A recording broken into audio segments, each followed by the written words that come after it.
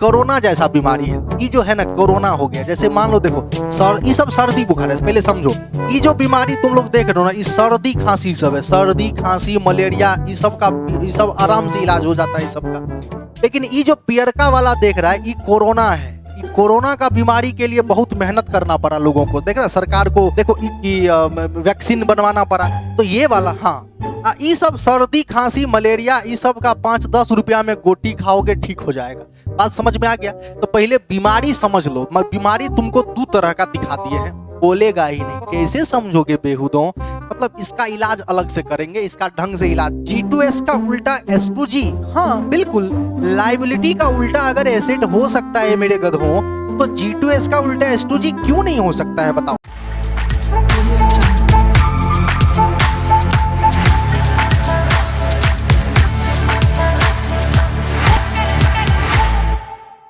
मेरे बच्चों सबसे पहले ये रहा आज का नोट, और यहाँ जो चैप्टर हम लोग अभी पढ़ रहे हैं, सबसे पहले वो कौन सा चैप्टर है सर? वो चैप्टर है change in profit sharing ratio, change in PSR के नाम से हम लोग इसको जानते हैं। और सर चेंज इन PSR में हम लोग अभी तक, चूंकि यहाँ आप जानते हैं कि 5 एडजस्टमेंट्स पढ़ने हैं। कितने एडजस्टमेंट्स पढ़ने हैं बच्चों? 5 एडजस्टमेंट्स पढ़ने हैं हम लोगों को।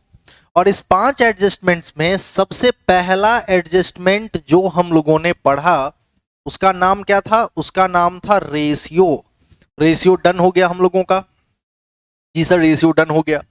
रेशियो के बाद नंबर 2 पे कौन सा है? गुडविल।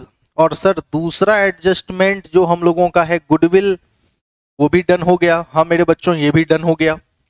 और इसके बाद तीसरा एडजस्टमेंट, अब गुडविल का कल ही हम लोगों ने प्रैक्टिकल देखा था ना, इसका थ्योरी प्लस प्रैक्टिकल सब डन हो चुका है ना? और अब हम लोग आज के क्लास में तीसरा एडजस्टमेंट्स पढ़ने वाले हैं। तो यहां से आज के क्लास की शुरुआत होगी और बहुत ही अलग तरीके से हम लोग पॉइंट नंबर 3 तीसरा एडजस्टमेंट्स पढ़ने वाले हैं, सीखने वाले हैं। सो मेरे बच्चों आज का हम लोगों का डिस्कशन का मुद्दा है adjustment of reserve and surplus. Adjustment of reserve and surplus. तो आज हम लोग बात करने वाले हैं कि सर रिजर्व एंड सरप्लस जैसा इस धरती पर कुछ मौजूद है, तो उसका एडजस्टमेंट किस प्रकार से किया जाए।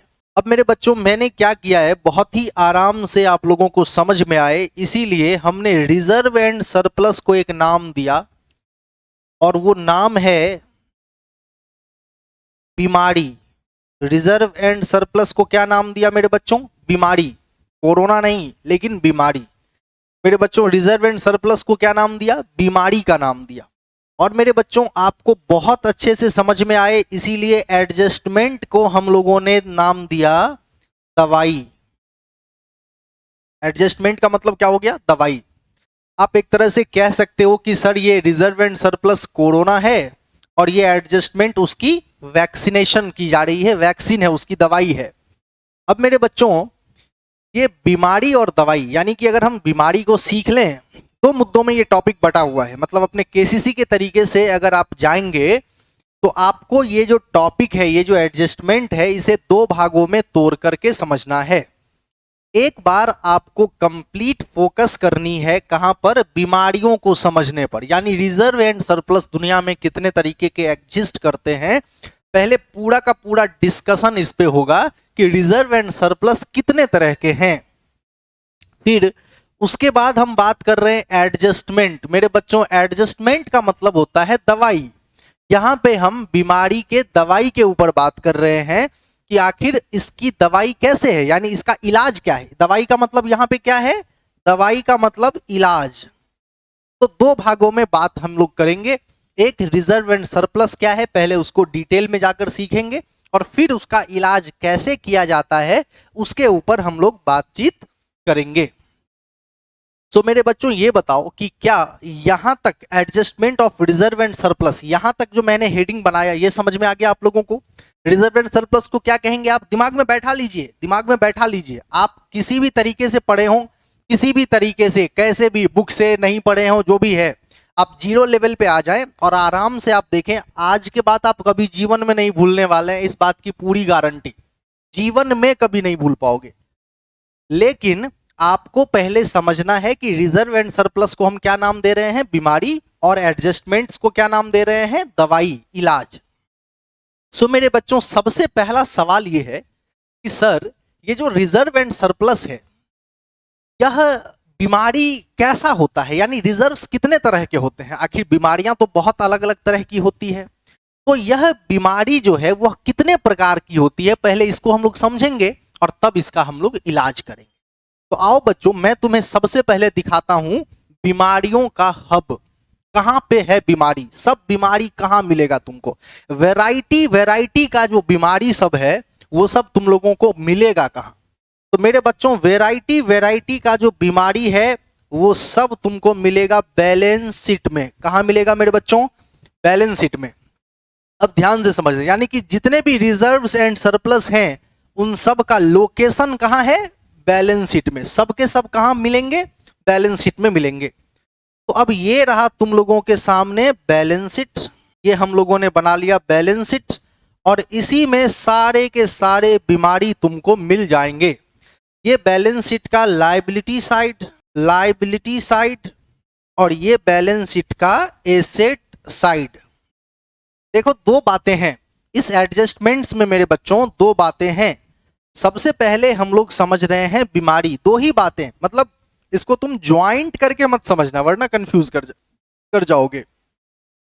तो अलग अलग समझो कि अभी हम लोग डिस्कस किस पे कर रहे हैं, सर रिजर्व्स कितने प्रकार के होते हैं, कैसे कैसे रिजर्व होते हैं, मतलब अभी हम बीमारी को देखने जा रहे हैं। तो मेरे बच्चों, कुछ बीमारियां लायबिलिटी साइड में होती हैं और कुछ बीमारियां एसेट साइड में भी मौजूद होती है। अब बड़े आराम से आप लोगों को मैं समझा रहा हूं कि ये जो बीमारी है, कौन सी, ये जो बीमारी है यह आखिर आपको कहां मिलेगी, बैलेंस शीट के एसेट साइड में कैसी बीमारी मिलेगी और बैलेंस शीट के लायबिलिटी साइड में कैसी बीमारी मिलेगी। मेरे बच्चों, आप लोग नाम तो सुने होंगे, जनरल रिजर्व नाम तो सुना होगा आपने। तो ये जो जनरल रिजर्व है ये आपको किधर मिलेगा, बैलेंस शीट के लायबिलिटी साइड में। मेरे बच्चों, बैलेंस शीट के लायबिलिटी साइड में ये बीमारी आपको मिलेगी।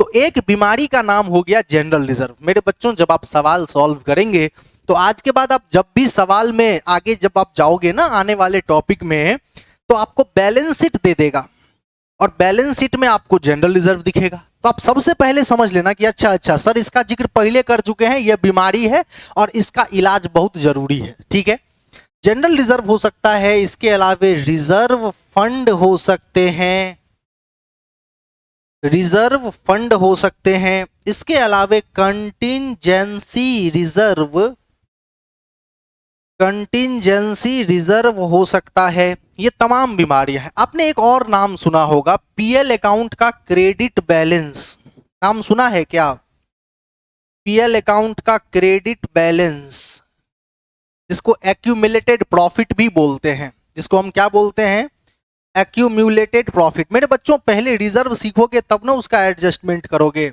सो आराम से आज हम लोग पूरा डिटेल में पढ़ने वाले हैं कि सर बताइए कैसी कैसी बीमारियां हैं।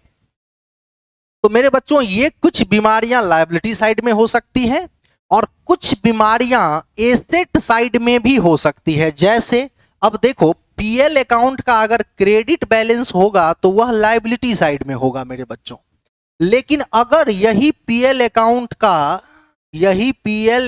का क्रेडिट बैलेंस ना होकर डेबिट बैलेंस होगा तो वह तो एसेट साइड में होगा, अपोजिट हो गया ना। पीएल अकाउंट का क्रेडिट बैलेंस का मतलब है प्रॉफिट और डेबिट बैलेंस का मतलब है लॉस। तो इस बात को ध्यान में रखिएगा। तो पीएल अकाउंट का अगर डेबिट बैलेंस है तो वह बीमारी किस साइड वाला बीमारी हुआ, एसेट साइड वाला बीमारी हुआ। बात समझिएगा, लॉजिकली समझिएगा, और हमेशा इससे यह भी समझिए कि किस बीमारी का किस साइड जगह होता है, इसको भी समझिएगा। और वैसे भी आप समझिए पीएल अकाउंट का डेबिट बैलेंस, और आप बताइए एसेट का भी कौन सा बैलेंस होता है, डेबिट बैलेंस। तो डेबिट बैलेंस वाले की तरफ ही रहेगा ना, इस बात को तो जानते हैं। अरे एसेट का कौन सा बैलेंस होता है, बताओ एक बार जल्दी से। एसेट का कौन सा बैलेंस होता है? डेबिट बैलेंस होता है। तो कोई भी डेबिट बैलेंस वाला चीज इधर ही ना आएगा जी। चलिए बहुत अच्छी बात है, लॉजिकल बात कीजिए, एकदम रटना नहीं है। अब मेरे बच्चों इसी प्रकार और भी कुछ बैलेंस, जैसे कई बार कोई खर्चा होता है तो आपको देखने को मिल सकता है एडवर्टाइजमेंट सस्पेंस। एडवर्टाइजमेंट सस्पेंस, अब ये कोई एसेट नहीं है, लेकिन यह एक प्रकार से आपको एसेट साइड में दिख सकता है, क्योंकि यह क्या है, यह एडवर्टाइज के नाम पर किया हुआ मोटा सा खर्चा है। याद है आपको 11th क्लास में पढ़ाए थे डेफर्ड रेवेन्यू एक्सपेंडिचर? जल्दी से एक बार सभी लोग कमेंट करके बता दो, 11th क्लास में डेफर्ड रेवेन्यू एक्सपेंडिचर बताए थे कि नहीं बताए थे? ये वो खर्चे हैं, एक तरह से ये फिक्सिशियस एसेट है मेरे बच्चों। इसको क्या कहा जाता है? फिक्सिशियस एसेट। मतलब क्या? यहां हाँ, ये एक ऐसा रेवेन्यू एक्सपेंडिचर है जो एक साल से ज्यादा हमको एक बेनिफिट देता है। इसको हम लोग बैलेंस शीट में दिखा देते हैं। कभी कभी हेवी एक्सपेंस जो होता है या लॉस जो होता है, उसे हम लोग बैलेंस शीट के एसेट साइड में ये मानकर दिखा देते हैं कि इसका बेनिफिट हमें मोर देन 1 ईयर तक मिलेगा, इसीलिए इसको दिखाते हैं। लेकिन ये याद रखना कि यह फिक्सिशियस एसेट है मेरे बच्चों, यह भी फिक्सिशियस एसेट है। ये सब फिक्सिशियस का मतलब इसमें से 1 रुपया रियलाइज नहीं हो सकता है। यानी अगर तुम इसको बेच करके वसूल करना चाहते हो तो 0 रुपया वसूल कर पाओगे। समझ में आ गया? यानी nothing can be realise, nothing can be realise from fictitious assets. These assets are known as fictitious assets. These are not assets. These are the heavy expenses and losses. क्या आप लोग समझ पाए? ये सब कुछ heavy expenses या losses हैं जिनको हम लोग एसेट साइड में दिखा देते हैं, यह मानकर कि ये सब हमको आने वाले 1 साल से ज्यादा भी बेनिफिट दे सकते हैं। लेकिन तुम इसको बेच करके एक चवन्नी भी रियलाइज नहीं कर सकते, वसूल नहीं कर सकते। मेरे बच्चों कुछ तो समझे होगे, एक बार बताओ जल्दी से। मेरे बच्चों यहां तक समझ में आ रही है? पहले रिजर्व समझना है, पहले रिजर्व समझना है मेरे बच्चों। कहीं एडजस्टमेंट्स भागा नहीं जा रहा, कहीं एडजस्टमेंट्स भागा नहीं जा रहा। हम लोग रिजर्व्स में घुसेंगे, पहले अंत तक घुसेंगे। भाई रिजर्व तुम्हारा औकात क्या है, पहले ये देखेंगे।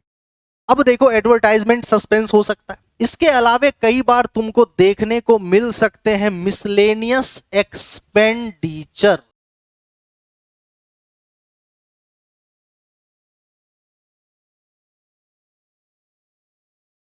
मिसलेनियस एक्सपेंडिचर ये भी देखने को मिल सकता है। तो ये तमाम, या और भी कोई अदर एक्सपेंस होंगे, और भी कोई अदर एक्सपेंसेस एंड लॉसेस हो सकते हैं जो तुम्हें देखने को मिल सकता है। तो मेरे बच्चों अब क्या समझ आया कि सर ये कुछ रिजर्व्स हैं जो लायबिलिटी साइड में हैं।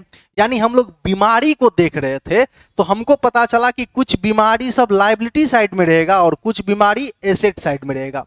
तो मेरे बच्चों लायबिलिटी साइड वाला बीमारी और एसेट साइड वाला बीमारी दोनों क्लियरली समझ में आया? अब बताओ, क्वेश्चन बना रहे हो, तुम्हें जनरल रिजर्व दिखा, तुम समझ लोगे ना कि बीमारी है। और लोकेशन का याद रखना, लोकेशन, इस बीमारी का जगह किधर है, लोकेशन ट्रेस करेंगे हम लोग, लोकेशन देखेंगे। भाई अच्छा ई वाला बीमारी है, अच्छा ये तो लायबिलिटी साइड वाला बीमारी है, इसको ई वाला वैक्सीन देंगे।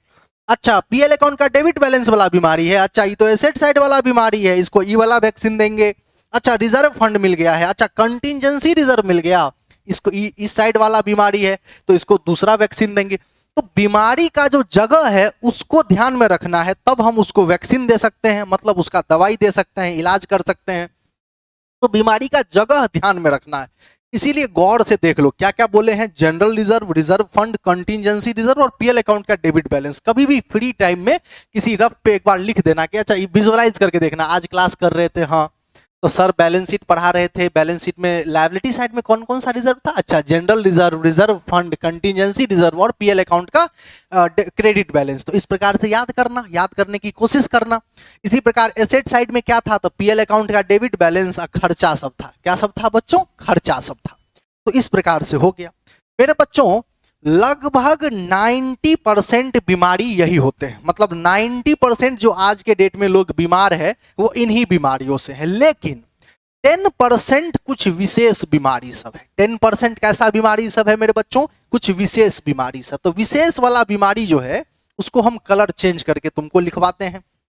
देखो जैसे एक बीमारी है workman compensation workman compensation fund या वर्कमैन कंपेंसेशन रिजर्व। अब ये अलग टाइप का बीमारी हो गया, वर्कमैन कंपेंसेशन रिजर्व भी कहा जाता है और वर्कमैन कंपेंसेशन फंड भी कहा जाता है इसको। इसी प्रकार का एक बीमारी है इन्वेस्टमेंट फ्लक्चुएशन फंड या रिजर्व, इन्वेस्टमेंट फ्लक्चुएशन रिजर्व या इन्वेस्टमेंट फ्लक्चुएशन फंड। अब यहां पे फंड के जगह पे रिजर्व लिखा जा सकता है, याद रखना। इसीलिए फंड अगर मैंने लिख दिया है तो कंफ्यूज मत होना, यह भी एक तरह का रिजर्व है। बताओ क्या तुम लोग समझ पाए? इसको शॉर्टकट में क्या कहेंगे? वर्कमैन कंपेंसेशन रिजर्व, और इसको कहेंगे इन्वेस्टमेंट फ्लक्चुएशन रिजर्व। तो मेरे बच्चों यह कुछ स्पेशल, हाँ ये सब स्पेशल बीमारी है, मतलब इसका इलाज अलग से करेंगे, इसका ढंग से इलाज कर देंगे। देखो ये कोरोना जैसा बीमारी है, ये जो है ना कोरोना हो गया, जैसे मान लो देखो ये सब सर्दी बुखार है, पहले समझो ये जो बीमारी तुम लोग देख रहे हो ना, ये सर्दी खांसी सब है, सर्दी खांसी मलेरिया, ये सब आराम से इलाज हो जाता है ये सब का। लेकिन ये जो पियरका वाला देख रहा है ये कोरोना है, ये कोरोना का बीमारी के लिए बहुत मेहनत करना पड़ा लोगों को, देख रहा सरकार को ये करना पड़ा, मतलब क्या बोलते हैं उसको कि वैक्सीन बनवाना पड़ा। तो ये वाला हाँ बिल्कुल इसका अलग से इलाज कर देंगे, ये पगला देगा देश को, समझ में आ रहा है? तो इसका अलग से इलाज करेंगे। ये सब सर्दी खांसी मलेरिया ये सब का 5-10 रुपया में गोटी खाओगे ठीक हो जाएगा। बात समझ में आ गया? तो पहले बीमारी समझ लो, बीमारी तुमको 2 तरह का दिखा दिए हैं, और अब हमको लगता है कि तुम लोग बीमारी को कभी नहीं है भूलोगे, ऐसा हमको लगता है। तो मेरे बच्चों अब तुम लोगों ने बीमारी देख लिया, हो गया, दुनिया में इतने ही तरह का बीमारी है। अब रिजर्व की जब बात आएगी तो तुम्हें बस ये इमेज याद रख लेना है, और इतने ही तरह के रिजर्व्स हैं। और अब जबकि हम लोग सारे तरह के रिजर्व्स को समझ चुके हैं, तो अच्छा क्या बोले हैं विशेष बीमारी में, क्या क्या बोले हैं? 2 बोले हैं, वर्कमैन कंपेंसेशन रिजर्व और इन्वेस्टमेंट फ्लक्चुएशन रिजर्व। क्या क्या याद रखोगे? वर्कमैन कंपेंसेशन रिजर्व और इन्वेस्टमेंट फ्लक्चुएशन रिजर्व, ये याद रखना। WCR और IFR क्या बोलोगे बताओ एक बार? WCR और IFR क्या बोलोगे मेरे बच्चों? WCR और IFR, ये 2 विशेष बीमारी हो गया, समझ में आ गया? तो ये 2 विशेष बीमारी है, बाकी सब जो है वो सिंपल वाला बीमारी सब है। अब मेरे बच्चों जबकि हम लोग बीमारी को समझ गए, बीमारी को क्या किया हम लोगों ने, समझ लिया है। अब बहुत आराम से देखो 2 बातें सीखनी थी। एक क्या सीखना था सर? बीमारी सीखना था और उसका इलाज सीखना था। तो बीमारी डन हो गया भाई, हम बीमारी का एड्रेस भी देख लिए, हम बीमारी को पहचान भी लिए, कौन सा लायबिलिटी साइड वाला बीमारी है वो भी समझ में आ गया, और कौन सा एसेट साइड वाला बीमारी है वो भी समझ में आ गया। अब हम बात करेंगे कि ये जो बीमारी सब है इसका इलाज क्या है। अब क्या बात करने जा रहे हैं हम लोग कि ये जो बीमारी सब है इसका इलाज क्या है। चलो बच्चों, तो यहां से शुरू होता है हम लोगों का टॉपिक एडजस्टमेंट। क्या टॉपिक है मेरे बच्चों? एडजस्टमेंट। एडजस्टमेंट सीखने जा रहे हैं हम लोग। सो ये जो एडजस्टमेंट है, ये जो एडजस्टमेंट है इसका मतलब क्या बताया था मैंने? इसका मतलब बताया था इलाज। क्या बताया था? इलाज। बड़े ध्यान से समझना मेरे बच्चों, इलाज। तो जो बीमारी है उस बीमारी का इलाज कैसे होगा? तो उस बीमारी का इलाज करने के लिए बउआरे 2 तरीका है। इलाज करने के लिए क्या बोला मैंने? 2 तरीका है। एक केस 1। क्या बोला मैंने? केस 1। तो एक केस 1 पे हम लोग पहले बात करते हैं। देखो केस 1 तरीका क्या है भाई? बीमारी को केस 1 क्या कहता है? बीमारी को ध्यान से समझना बच्चों, बीमारी को जड़ से खत्म करना है। क्या बोला मैंने? बीमारी को जड़ से खत्म करना है। सो इसका मतलब हुआ जड़ से खत्म। पहला केस क्या है? बीमारी को जड़ से खत्म करो। अभी एक बात बताओ, कोई भी बीमारी है तो तुम या हम क्या चाहेंगे? अगर मान लो हमको या तुमको कुछ पता चले कि भाई कोई बीमारी हो गया, तो हम और तुम क्या चाहेंगे? सबसे पहले यही ना कहते कि भाई ऐसा दवाई दीजिए कि जड़ से खत्म हो जाए, यही ना कहते हैं? बीमारी खत्म हो जाए। पहले डॉक्टर के पास जाके क्या बोलते हैं बताइए? कि क्या करिए? इस बीमारी को जड़ से खत्म कर दीजिए। बीमारी को क्या करोगे बताओ? कोई भी आदमी चाहता है कि बीमारी को मेंटेन रखे? नहीं, हर आदमी चाहता है कि बीमारी को जड़ से खत्म करे। अब मेरे बच्चों जड़ से खत्म करना तो देसी भाषा हो गया, ये तो केसीसी का भाषा हो गया कि बच्चों के दिमाग में छप जाए, जड़ से खत्म करना। इसको जड़ से खत्म करने को इंग्लिश भाषा में तुम क्या कह सकते हो? तो जड़ से खत्म करने को इंग्लिश भाषा में तुम कह सकते हो कि भाई राइट ऑफ कर दो। क्या कह सकते हो मेरे बच्चों? राइट ऑफ कर दो। जड़ से खत्म मतलब राइट ऑफ कर दो, बीमारी को क्या करो? राइट ऑफ कर दो। मतलब वही हुआ, दोनों की फीलिंग सेम हुई। इंग्लिश भाषा में तुम और क्या कह सकते हो? तुम कह सकते हो इसको ट्रांसफर कर दो, इसको कहीं पर ट्रांसफर कर दो। तो भाई ट्रांसफर कर दोगे तो भी ये खत्म हो जाएगा, एक जगह से दूसरे जगह चला जाएगा, दूसरे आदमी में चला जाएगा, भाई ट्रांसफर हो जाएगा, यहां से निकल जाएगा। अब बताओ ये एक तरह से। और क्या कह सकते हो? और कह सकते हो मेरे बच्चों कि इसको डिस्ट्रीब्यूट कर दो, बीमारी को क्या करो? डिस्ट्रीब्यूट कर दो। आखिर मतलब इसको इंग्लिश में तुम 3 शब्द का चयन कर सकते हो। क्या क्या बोला मैंने? एक राइट ऑफ करना मतलब जड़ से खत्म करना, ट्रांसफर करना मतलब जड़ से खत्म करना, और डिस्ट्रीब्यूट करना मतलब जड़ से खत्म करना। तो मैंने क्या क्या बताया बताओ बच्चों? अगर तुमको क्वेश्चन बनाते समय ये वर्ड मिल गया कि राइट ऑफ करने बोल रहा है सर, मतलब बीमारी को जड़ से खत्म करने कह रहा है, ट्रांसफर करने कह रहा है, तो तुम बीमारी को जड़ से खत्म करना ही समझना। और अगर क्वेश्चन में डिस्ट्रीब्यूट करने के ऊपर में कह रहा है तो भी तुम समझोगे कि जड़ से खत्म करने के लिए कह रहा है। मेरे बच्चों जल्दी से बताओ कि जड़ से खत्म करने का 3 गो अंग्रेजी शब्द समझ में आ गया? ये बता ना गधा सब। हाँ, जड़ से खत्म करना, बिल्कुल काम एक ही है जड़ से। मतलब अगर तुमको राइट ऑफ, मतलब क्वेश्चन क्या करता है? बच्चों को उलझा देता है। बच्चा है उसको उलझा दो। तो क्वेश्चन कभी तुमको फल्ला राइटर का बुक बनाओगे तो राइट ऑफ दे देगा, चिल्ला राइटर का बुक बनाओगे तो ट्रांसफर दे देगा, अब फल्ला राइटर का फिर से बनाओगे तो डिस्ट्रीब्यूट दे देगा। भाई तुम समझ लो कि ये सब वर्ड आए ना, सब हमने बता दिया, ये सब वर्ड आए तो समझ लो एक ही बात होता है कि बीमारी को जड़ से खत्म कर दो, और कहीं कुछ सोचने की जरूरत नहीं है। अब हम इसको कैसे लिखेंगे? हम इसको लिखेंगे केस 1। अब केस 1 को अंग्रेजी में भी लिख लेते हैं भाई, ऐसा लैंग्वेज में कौन पढ़ाता है? ये तो अजीब लैंग्वेज हो गया ना, ये केसीसी का लैंग्वेज है, समझ में आ गया? तो इसको इंग्लिश में क्या लिखोगे? तो इसको लिखोगे व्हेन, केस 1 का नाम हुआ when partners want to write off. क्या बच्चों? Write off the reserve, write off the reserve. जब पार्टनर ऐसा डिसाइड करे कि रिजर्व को क्या करना है? राइट ऑफ कर देना। अब राइट ऑफ का मतलब यहां पे तुम समझ गए ना, राइट ऑफ करने बोले, या पार्टनर्स वांट टू ट्रांसफर, या partners want to distribute, then मतलब सेम ही मीनिंग है, मीनिंग सबका सेम है। मेरे बच्चों केस 1 समझे हो कि नहीं समझे हो बता दो? केस 1 क्या कहना चाह रहा है ये बात क्लियर हुआ? पहले इलाज तो बहुत बाद में है।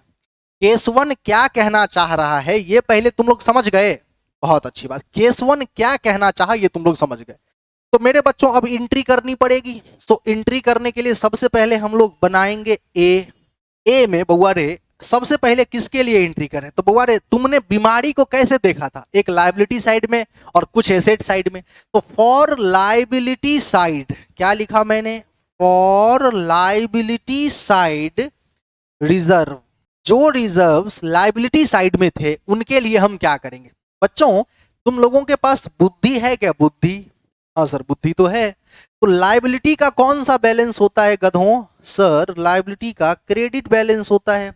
और मैं तब से तुमको कह रहा हूं कि बीमारी को जड़ से खत्म करना है। हाँ सर बीमारी को जड़ से खत्म करना है।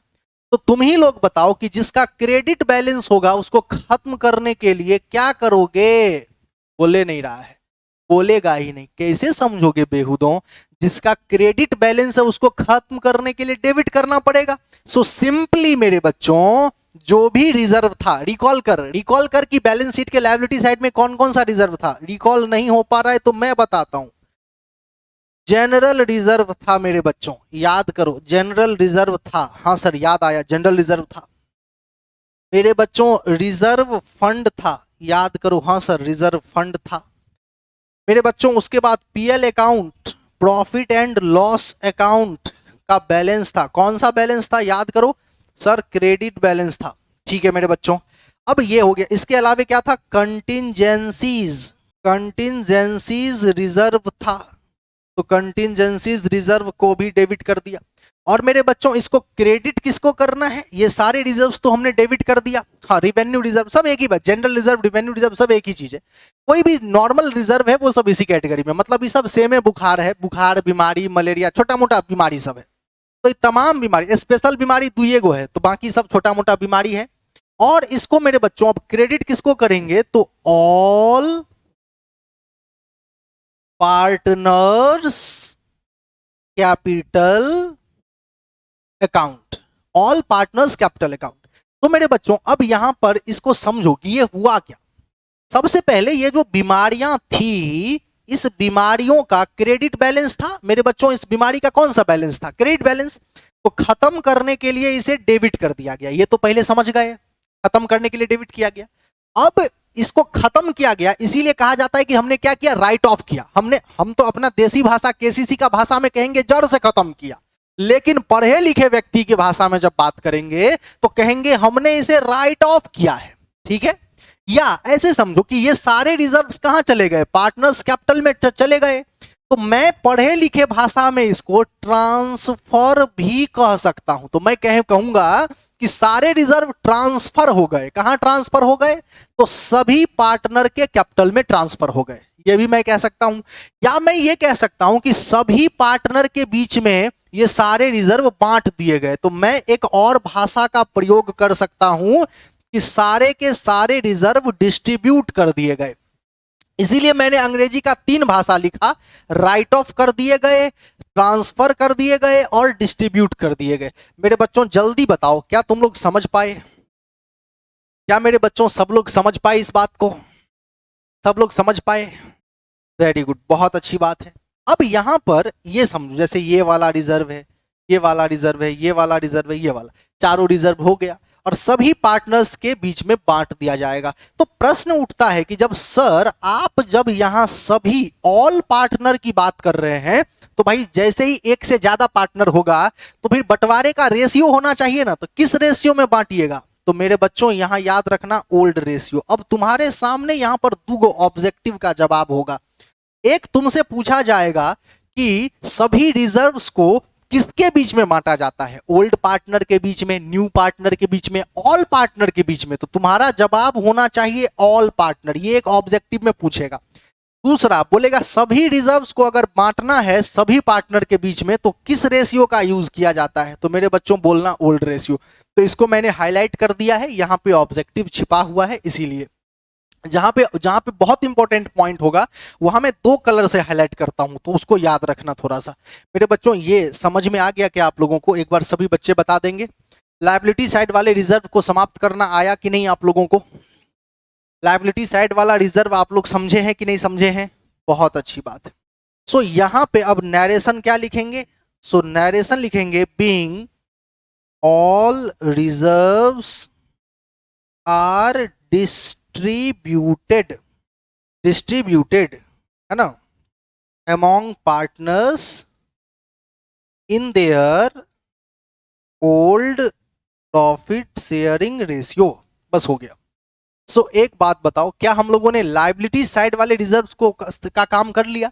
अभी तुम लोग एक चीज गौर करो कि लायबिलिटी साइड में कुछ स्पेशल रिजर्व थे, हमने स्पेशल रिजर्व को नहीं दिखाया, जैसे इन्वेस्टमेंट फ्लक्चुएशन रिजर्व या वर्कमैन कंपेंसेशन रिजर्व, इसका काम हमने नहीं किया। क्यों, क्योंकि वो स्पेशली हम लोग पढ़ेंगे, मतलब उसको अलग से हम लोग देखेंगे, उसके लिए वैक्सीन तैयार करना पड़ेगा, टाइम लगेगा बच्चों। तो ये जनरल वाला बीमारी सब ये सब तुरंत खत्म कर दिए, नहीं समझे, ये जनरल वाला बीमारी तुरंत खत्म हो गया, उसके लिए वैक्सीन बन रहा है तो टाइम लगेगा। अब चलो ए हो गया, अब आते हैं बच्चों बी पर। अब कहां आते हैं, अब आते हैं बी पर। सर बी पर काहे आ रहे हैं मेरे बच्चों, देखो बी पर इसलिए आ रहे हैं क्योंकि देखो लायबिलिटी साइड वाला बीमारी सब तो खत्म हो गया, अब बचा हुआ है कौन सा साइड वाला बीमारी, तुम लोग खुद ही बोलेगा, बता बुआ कौन सा साइड वाला, तो for asset side reserve, for asset side reserve, asset side वाला रिजर्व, बहुत अच्छी बात है। तो मेरे बच्चों एसेट साइड वाला जो रिजर्व है इसको कैसे खत्म करें, तो देखो कॉमन सेंस लगाओ, तुम लोग बताओ कि एसेट का कौन सा बैलेंस होता है, बुआ रे डेबिट बैलेंस होता है, खत्म करने के लिए क्रेडिट करना पड़ेगा। तो सर कौन कौन सा रिजर्व था, जैसे याद करो पीएल अकाउंट का डेबिट बैलेंस याद आ रहा है जी, पीएल अकाउंट का पीएल अकाउंट का डेबिट बैलेंस। इसके अलावा क्या था, एडवर्टाइजमेंट सस्पेंस अकाउंट। इसके अलावा क्या था सर, इसके अलावा था, क्या था बताओ, मिसलेनियस एक्सपेंडिचर अकाउंट। तो ये तमाम चीजें थी। और अब देखो, for asset side reserve, asset side के रिजर्व के लिए कि यहाँ पे ये सब तो क्रेडिट करके समाप्त हो गया, नहीं समझा रहे। एसेट साइड वाले का डेबिट बैलेंस होता है ना, क्रेडिट कर दिया तो समाप्त ना हो गया जी, क्रेडिट करने के लिए 2 लग गया ना रे, क्रेडिट करने के लिए सीआर थोड़ी ना लिखना पड़ता है, 2 लग गया तो क्रेडिट हो गया। अब समस्या है कि सर डेबिट किसको करेंगे, सिंपल, क्या डेबिट करोगे, ऑल पार्टनर्स कैपिटल अकाउंट को डेबिट करना है। क्या लिखा मैंने, all partners capital account debit. इसका मतलब क्या हुआ, ये वाला रिजर्व, ये वाला रिजर्व और ये वाला रिजर्व, सारे के सारे रिजर्व क्या हुए, पार्टनर्स के बीच में बांट दिए गए। समझ में आ गया। तो यहां पे भी बच्चों याद रखना कि ऑल पार्टनर होगा, और किस रेशियो में, तो इन ओल्ड रेशियो। सो मेरे बच्चों यहां पे ओल्ड, तो ये याद रखना है तुम लोगों को, यहां पे ऑल पार्टनर है और यहां पे ओल्ड रेशियो है। पूछेगा कितने पार्टनर के बीच में बांटोगे, तो बोलना ऑल पार्टनर्स के बीच में, और किस रेशियो में, तो बोलना ओल्ड रेशियो में। और जहां तक रही नैरेशन की बात, तो नैरेशन बहुत ही सिंपल सा जुगाड़ है, बीइंग लगाओ और जो एडजस्टमेंट किए हो वही लिख दो। तो क्या किए हो, तो बीइंग एडजस्टमेंट, तुम ऊपर वाला भी लिख सकते हो, ऊपर में हमने अलग नैरेशन लिखा था, लेकिन एक कॉमन सा नैरेशन होता है जो हर जगह लागू हो जाएगा। तुम क्या कर रहे हो, तो तुम adjustment of reserve and surplus are made, ये चिपका दो बस। Being adjustment for reserve and surplus are made, मतलब adjustment of reserve and surplus कर दिया गया। तो ये एक सिंपल सा नैरेशन है जो हर जगह तुम लगा सकते हो, कोई भी रिजर्व है बांटो, जो भी करो, नैरेशन लिखो, बात खत्म है। सो मेरे बच्चों, बीमारी को जड़ से खत्म करने वाला जो टॉपिक है केस 1 जो है वो यहां पे हो जाता है समाप्त। और तुम लोग बताओ कि क्या तुम लोग बीमारी को जड़ से समाप्त करना सीखे कि नहीं सीखे, बताओ बच्चों। बीमारी को जड़ से खत्म करने वाली बात समझ में आ गई। और ये बताओ कि दिमाग में छप गया कि नहीं छप गया, मतलब एकदम ये भूल नहीं सकते। अगर मान लो कोई बच्चा, अच्छा एक बात सोचो, मान लो तुम स्कूल या कॉलेज कहीं भी गए और वहां पे कोई बच्चा आता है, रिजर्व एंड सरप्लस में बड़ा मुश्किल है, बड़ा टफ है, वो याद नहीं रह पाता, तो उसको हमको लगता है आराम से पहले रिजर्व समझा दोगे, बोलोगे जब सब रिजर्व समझ, इतना तरह का बीमारी सब है, फिर इसमें जो बीमारी है उसका इलाज एगो जड़ से खत्म करना, तो ऐसे ऐसे एंट्री तुम इसके लिए ये एंट्री करोगे। तो मेरे बच्चों किसी को भी समझा दोगे, एक बार बता दो सभी आदमी, किसी को भी समझा दोगे, वेरी गुड, वेरी गुड, बहुत अच्छी बात है, चलिए बहुत अच्छी बात है। सो अब अगर सभी लोग समझ गए तो अब हम लोग आगे बढ़ेंगे। और सर अब हम लोग कहां आगे बढ़ रहे हैं मेरे बच्चों, अब हम लोग बढ़ रहे हैं, देखो यहां पे अब आएंगे केस 2 पर। केस 2, सर ये केस 2 क्या है मेरे बच्चों, केस 2 का मतलब है कि केस 2 का मतलब है कि बीमारी को मेंटेन रखना है, बीमारी को मेंटेन रखना है। अब तुम में से कुछ बच्चे ये सोच के शॉक्ड रह रहे होंगे कि सर भला धरती पर ऐसा कौन इंसान है जो बीमारी को मेंटेन रखना चाह रहा है। भाई कोई भी हो सकता है, तुमको उससे क्या मतलब है, लेकिन तुम इतना समझो कि कुछ बीमारी खुद के अपने नेचर के हिसाब से लाइलाज है। जैसे बीपी का शिकायत जिसको हो गया उसका कोई इलाज नहीं है, बस उसके बाद बीपी को कंट्रोल रखने के लिए दवाई खानी पड़ती है। डायबिटीज जिसको एक बार हो गया उसको डायबिटीज का कोई बीमारी नहीं है, बस उसको डायबिटीज को कंट्रोल करने के लिए बीमारी का जो है वो दवाई खाते रहना पड़ता है। मतलब अब तुमको बीमारी को क्या करना है, तुम डॉक्टर के पास जाओगे, तुमको डायबिटीज है, तुम बोलोगे इसको जड़ से खत्म मत कीजिए, बस ये कंट्रोल में रहे, इसकी दवाई दीजिए। यानी कि तुम डॉक्टर से कहते हो कि इसको मेंटेन रखिए, मतलब ये ज्यादा नहीं होना चाहिए या कम नहीं हो जाना चाहिए, ये जितना प्रॉपर रहना चाहिए उतने पे रख दीजिए इसको। क्या मेरे बच्चों ये समझ में आया, बीमारी को मेंटेन रखना यानी बीमारी बना रहेगा, बीमारी जैसा है वैसा ही रहेगा। क्या मेरे बच्चों समझ में आया कि नहीं आया। बीमारी को मेंटेन रखने का मतलब समझ में आ गया। तो अगर पार्टनर खुद डिसाइड करेगा कि रिजर्व जैसा है वैसा ही बना रहे, मतलब उसको हम लोग मेंटेन ही रखेंगे, उसको चेंज नहीं करेंगे, तो भाई हम लोग चेंज नहीं करेंगे, सीधा बात है। तो ऐसे केस में मेंटेन रखना, यानी कि मेंटेन रखने का मतलब क्या होता है, खत्म नहीं करना है। इसका मतलब क्या हुआ, खत्म नहीं करना। इसका मतलब not to write off, not to transfer, not to distribute. क्या मेरे बच्चों ये समझ में आया आप लोगों को? इसका मतलब हमें राइट ऑफ नहीं करना है, ट्रांसफर नहीं करना है और डिस्ट्रीब्यूट नहीं करना है। जल्दी से बताइए, समझ में आ गया? इसका मतलब हमें खत्म नहीं करना है। और अगर क्वेश्चन में तुमको बोले not to write off, not to transfer, not to distribute, ऐसा बोले तो समझ लेना बीमारी को मेंटेन रखना चाहता है। और बीमारी को मेंटेन रखना चाहेगा मेरे बच्चों तो क्या करेंगे सर? सबसे पहले ए बताओ बच्चों, जो बीमारी तुमने देखा था तो पहले कौन से साइड में देखा था? पहले सर हम लोग लायबिलिटी साइड देखे थे, इसीलिए हम लोग मेंटेन भी लायबिलिटी साइड वाले बीमारी को ही करेंगे। तो फॉर लायबिलिटी साइड रिजर्व, अगर हम लायबिलिटी के साइड वाले रिजर्व की बात करें सर, तो इसके लिए क्या होगा? तो मेरे बच्चों इसके लिए हम लोग एक काम करेंगे, और वो काम क्या है सर? वो काम है G2S। वाह सर वाह, वाह बहुत मजा आ रहा है सर। G2S, बस इतना छोटा सा एंट्री, क्या तुमने ये एंट्री देखा है क्या G2S? मेरे बच्चों G2S देखते ही बहुत अच्छा लगा होगा, ये तो पढ़ा हुआ है, ये तो पढ़ा हुआ है, इसमें क्या है, इसमें तो कुछ नहीं है, मेंटेन करना तो इजी है, ये तो हम किए हुए हैं, बस वही तो करना था मेरे बच्चों। सो जर्नल एंट्री होगा gaining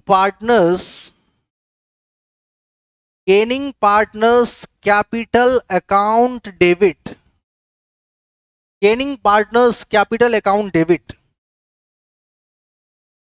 to sacrificing partners capital account, sacrificing partners capital account, G2S मेरे बच्चों, बस हो गया।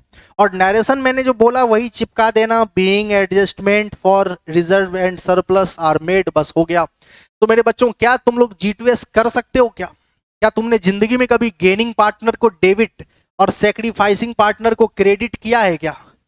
गेनिंग पार्टनर को डेबिट और सैक्रिफाइसिंग पार्टनर को क्रेडिट किया है क्या? बहुत अच्छी बात है, तो ये तुम लोग इजिली कर सकते हो।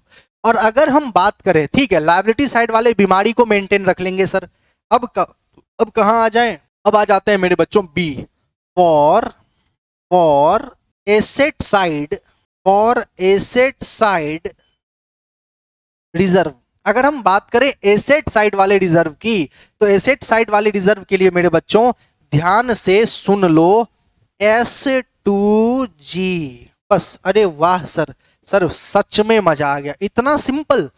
G2S का उल्टा S2G, हाँ बिल्कुल, लाइबिलिटी का उल्टा अगर एसेट हो सकता है मेरे गधों, तो G2S का उल्टा S2G क्यों नहीं हो सकता है, बताओ। क्या मेरे बच्चों समझ पाए तुम लोग? लाइबिलिटी का उल्टा एसेट हो गया, तो उसी प्रकार G2S का उल्टा क्या हो गया? S2G हो गया। बताओ क्लियर है क्या? S2G समझ में आ गया क्या? बिल्कुल हो सकता है। सो S2G सर क्या एंट्री, नरेशन मतलब एंट्री क्या होगा? तो simple, sacrificing partners capital account debit to gaining partners capital account, ये वाला एंट्री बन जाएगा। और नरेशन क्या लिखेंगे? नरेशन लिखेंगे वही वाला, केसीसी जुगाड़ वाला। तो मुझे लगता है ये समझ में आ गया होगा। और ये बताओ, क्या तुमने सैक्रिफाइसर को डेबिट किया है कभी, गेनर को क्रेडिट किया है? नहीं किया है, अब कर लेंगे, क्या दिक्कत है? G2S तो किया है ना, उसका उल्टा हो गया, सिंपल ये। सो मेरे बच्चों ये बताओ कि क्या यहां तक की बातें समझ में आ गई? और इसी के साथ हम लोगों का रिजर्व एंड सरप्लस में जो छोटा मोटा बीमारी है उसका इलाज हम लोग अब कर सकते हैं। यानी अगर जड़ से खत्म करने के लिए कोई बोलेगा तो जड़ से खत्म कर देंगे, और मेंटेन रखने के लिए बोलेगा तो मेंटेन भी कर देंगे मेरे बच्चों। अब तुम लोग ये बताओ कि क्या adjustment of reserve and surplus पढ़कर मजा आया तुम लोगों को? ये रहा तुम्हारा topic, adjustment of reserve and surplus. एक तरफ बीमारी और एक तरफ इसका इलाज। क्लियर है?